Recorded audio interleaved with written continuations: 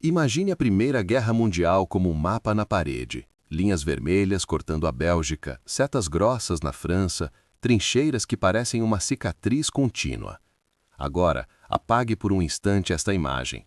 E no lugar, acenda dois pontos distantes. Um no litoral do Togo, outro numa baía tropical do Pacífico. A guerra que a gente aprendeu a enxergar como europeia vai começar a se revelar como aquilo que ela já era em 1914, uma guerra de impérios, feita de cabos telegráficos, carvão, portos, estações de rádio, rotas marítimas e de gente colonizada empurrada para um conflito que não começou em sua aldeia, nem em sua ilha, mas que chegaria até lá com rapidez brutal. Nos primeiros dias de agosto de 1914, as declarações de guerra na Europa acendem um mecanismo antigo. Impérios não são apenas bandeiras sobre palácios, são sistemas. E sistema, quando entra em guerra, puxa tudo junto. Finanças, marinha mercante, comunicação, guarnições ultramarinas, trabalho compulsório, recrutamento. Nos comunicados oficiais e despachos diplomáticos publicados em coleções como Foreign Relations of the United States, FRUS, dá para sentir esse efeito dominó. Uma guerra que no papel começa entre grandes potências europeias se torna imediatamente um problema global, porque os impérios têm braços espalhados pelo mundo inteiro. Um telegrama sobre o Oriente e a tentativa de circunscrever o conflito na Ásia e no Pacífico, registrado em agosto de 1914, na documentação diplomática norte-americana, já sugere o medo do que estava em jogo: colônias, comércio e frotas em mares distantes. E então vem a pergunta central: por que as colônias entram no conflito? A resposta curta é desconfortável: porque não eram soberanas. A resposta completa é mais dramática e mais reveladora. Elas entram porque a guerra para os impérios era também uma disputa por infraestrutura estratégica.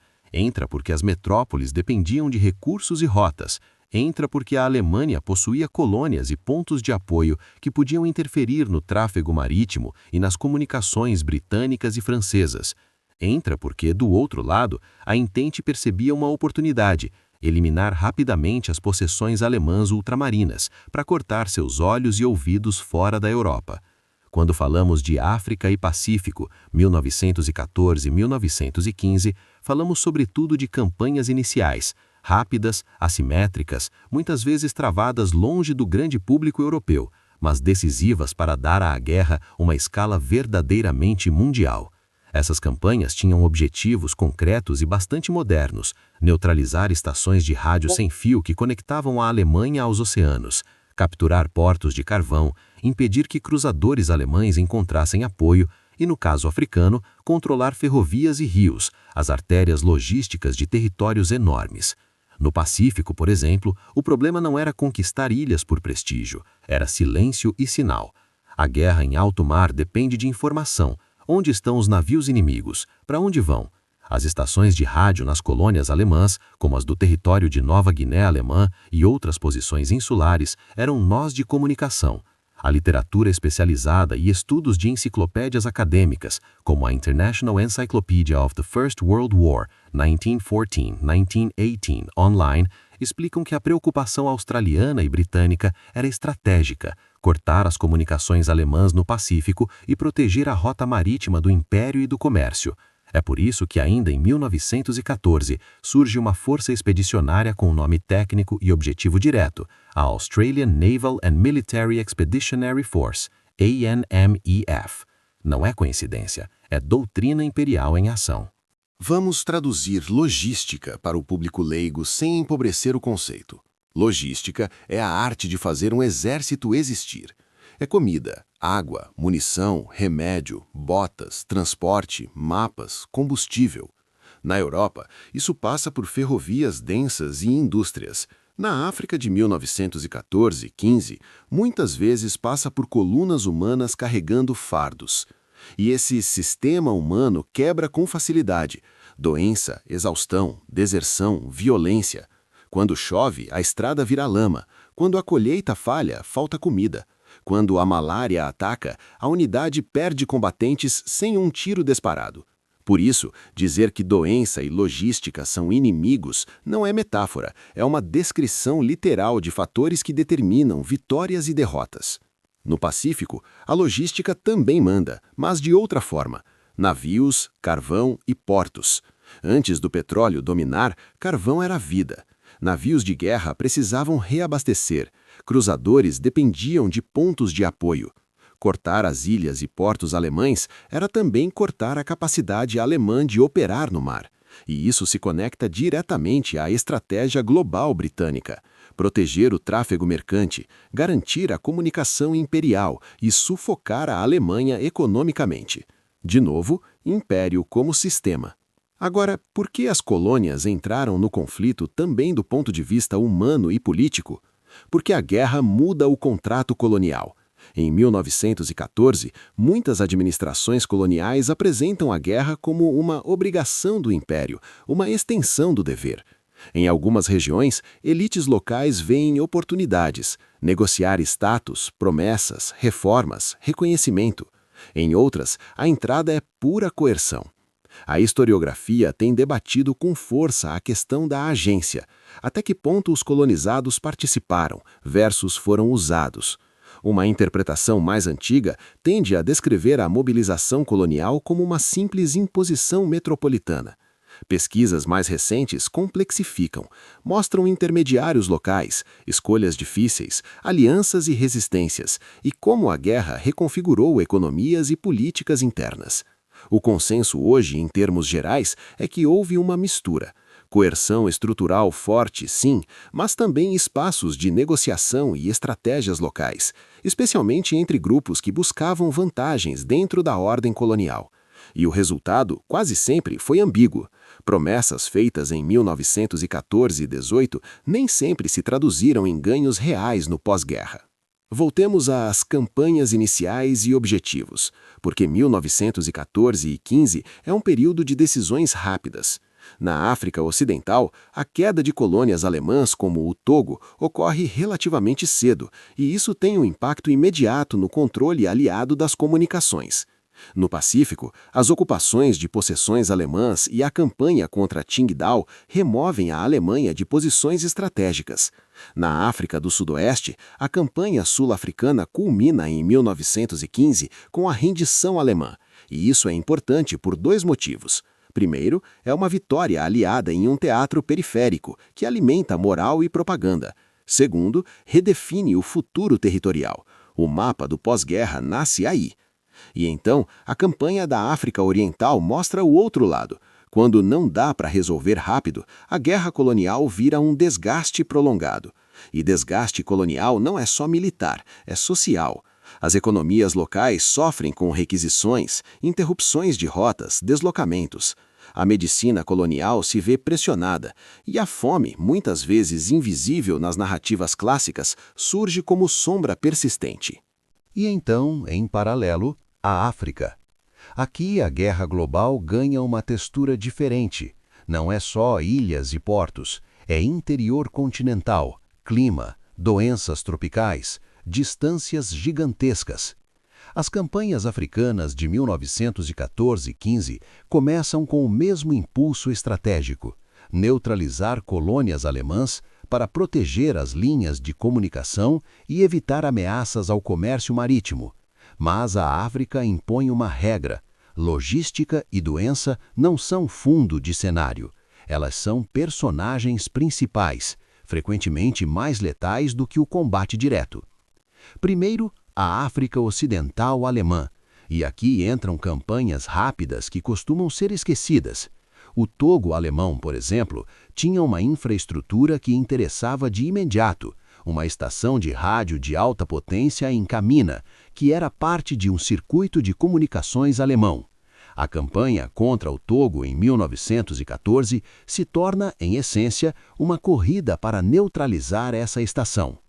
A guerra, como guerra de comunicações, avançar rápido o suficiente antes que o inimigo destrua o equipamento ou usá-lo, negar ao inimigo esse ativo. É um padrão que se repete em outros lugares. A diferença é que, na África, avançar exige carregadores, estradas precárias, rios e um sistema de suprimentos vulnerável.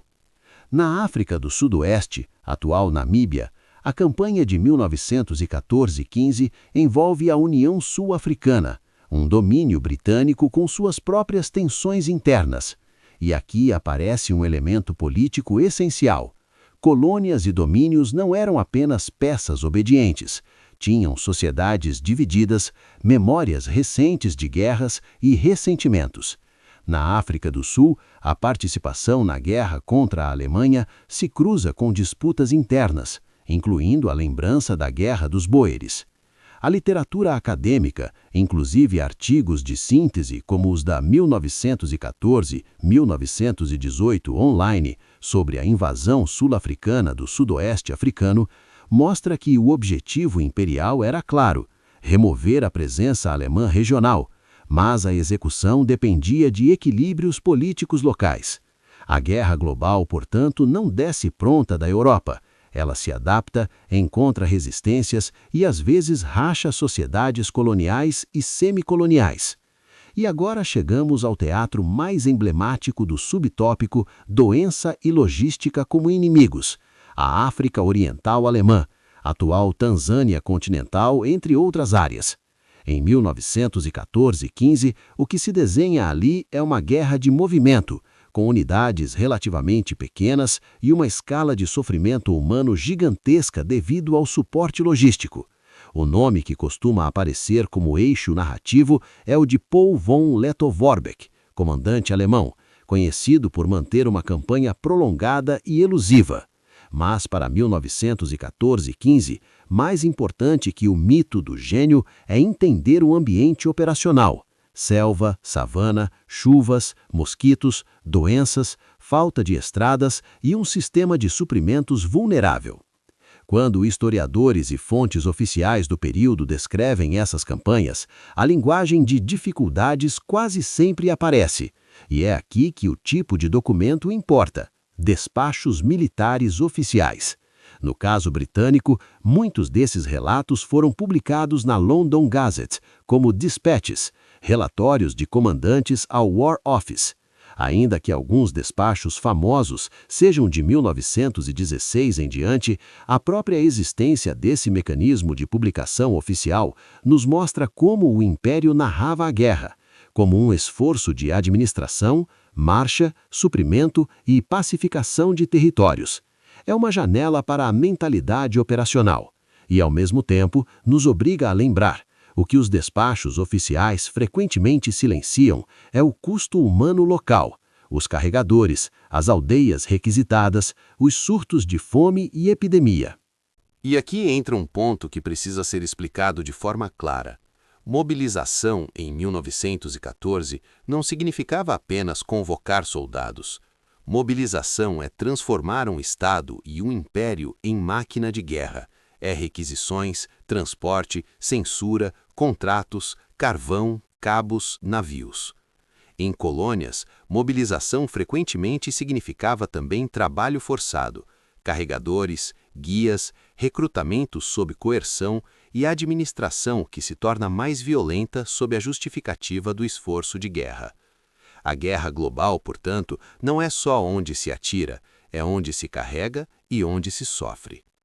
No Pacífico, o roteiro do conflito em 1914 tem um acelerador: o Japão. Pouca gente associa o Japão ao início da Primeira Guerra, mas ele é peça central para entender como a guerra vai ao mundo. Em agosto de 1914, o governo japonês envia um ultimato à Alemanha e pouco depois declara guerra. O texto exato da declaração circula em fontes de domínio público, há versões em repositórios digitais. E o essencial aqui, em síntese, é claro: o Japão enquadra sua entrada como parte de uma ordem internacional e como resposta às alianças, especialmente ao Pacto Anglo-Japonês.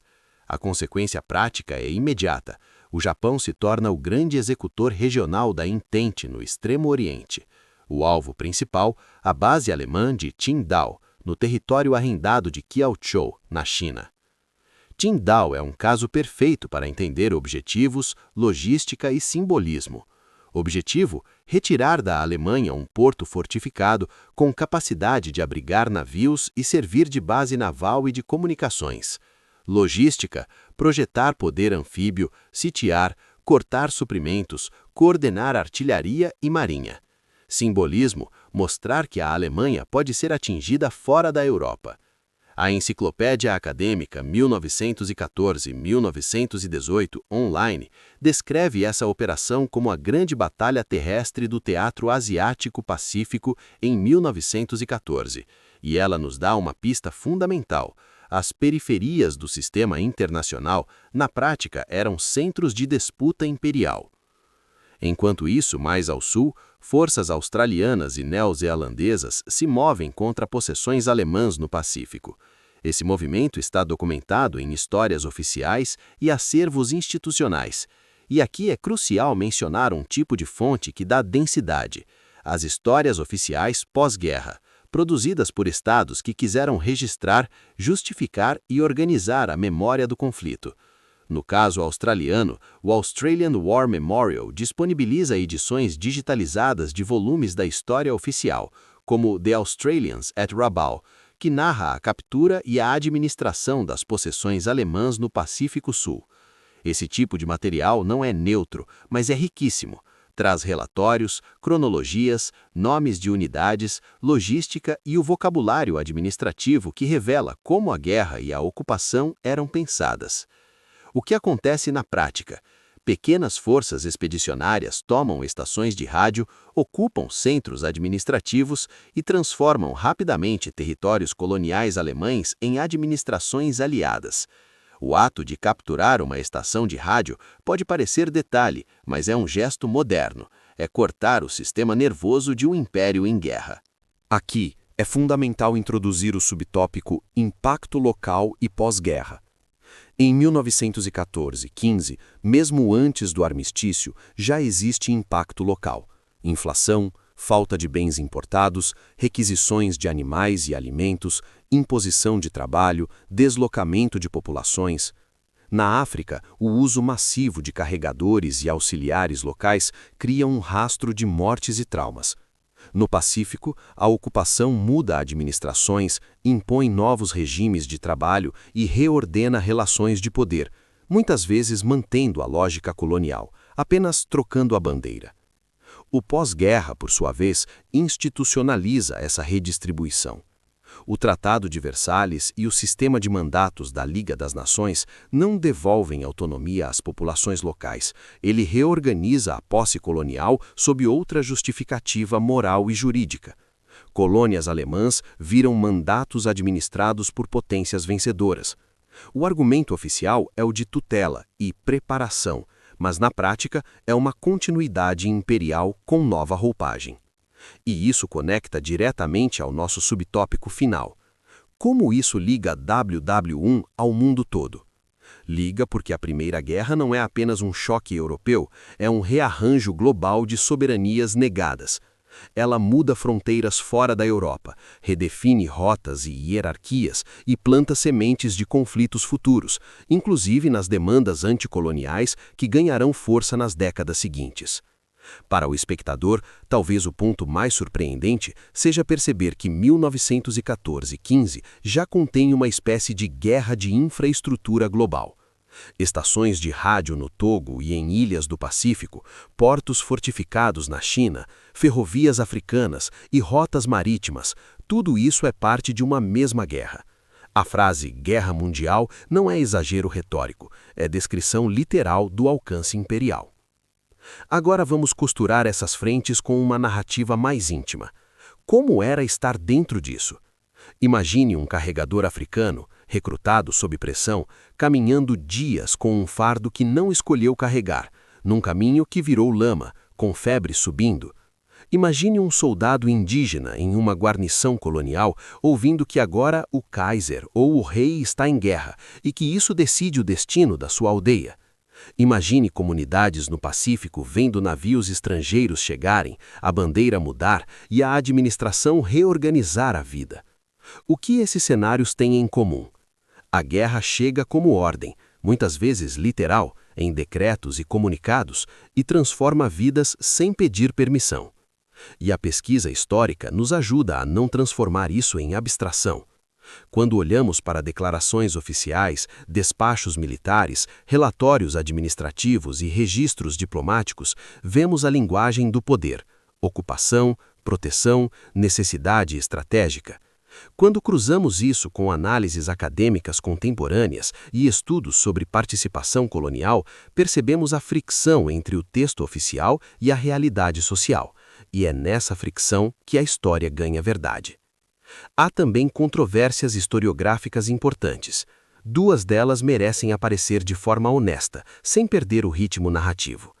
A primeira é sobre eficácia versus mito nas campanhas periféricas. Por muito tempo, narrativas nacionais, especialmente em países dominiais, trataram as campanhas no Pacífico e na África do Sudoeste como vitórias limpas, quase inevitáveis. Estudos mais recentes reavaliam custos, dilemas políticos internos, como no caso sul-africano, e impactos sobre populações locais. Hoje, a visão mais aceita é que foram campanhas estrategicamente importantes, sim, mas que seu significado não pode ser medido apenas pela rapidez militar. Deve incluir o custo humano e a reconfiguração colonial. A segunda controvérsia é sobre a agência dos colonizados. A interpretação mais aceita hoje rejeita tanto a ideia de passividade total quanto a romantização de voluntarismo. A guerra cria zonas cinzentas. Coerção e escolha coexistem.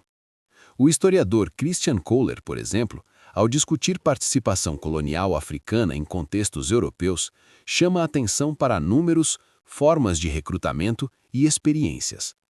Embora esse artigo trate mais do envio de soldados à Europa, ele ajuda a construir o pano de fundo de como a mobilização colonial era ao mesmo tempo burocrática e violenta. Para a África e Pacífico, o raciocínio se mantém. A mobilização é estrutural, e as histórias individuais variam dentro desse constrangimento. Com isso, voltamos ao arco principal. 1914-15 é o momento em que a guerra se torna visivelmente global.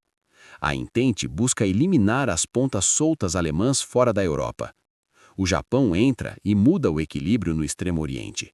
Austrália e Nova Zelândia atuam como braços do Império Britânico no Pacífico. Na África, campanhas rápidas se misturam com guerras prolongadas, onde o terreno, a doença e a logística definem o ritmo. E em todos os casos, o que está em disputa não é apenas território, é a infraestrutura que sustenta o poder imperial.